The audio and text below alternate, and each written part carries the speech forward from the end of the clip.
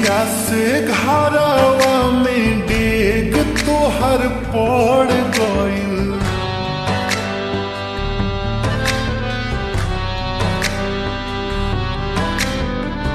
जहिया से घरवा में डेग तोहर पड़ गइल, लागिला चांद हमरा आंगना उतर गइल। लाखों में एक पवले बानी तोहरा के रानी, लाखों में एक पवले बानी तोहरा के रानी।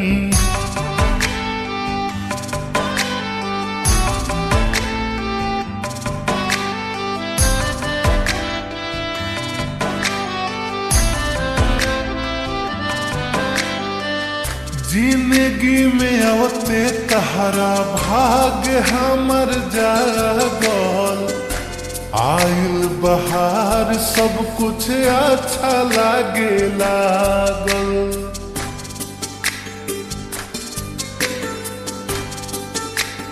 हाँ, जिंदगी में आवते तहरा भाग हमर जागल, आइल बहार सब कुछ अच्छा लागे लागल। हर पल चाही हरदम रह हमरा साथ में, छूटे ना साथ तोहसे कौनो हालात में। बनिए के रह जिंदगानी ए हमार रानी, लाखों में एक पवले बानी तोहरा के रानी।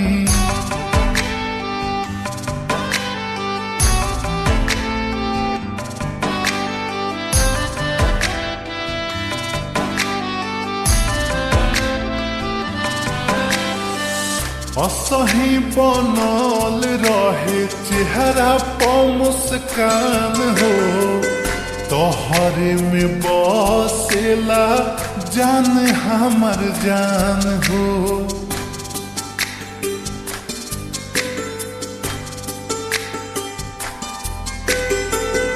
असही बनल रहे चेहरा पर मुस्कान हो, तोहरे में बसेला जान हमर जान हो।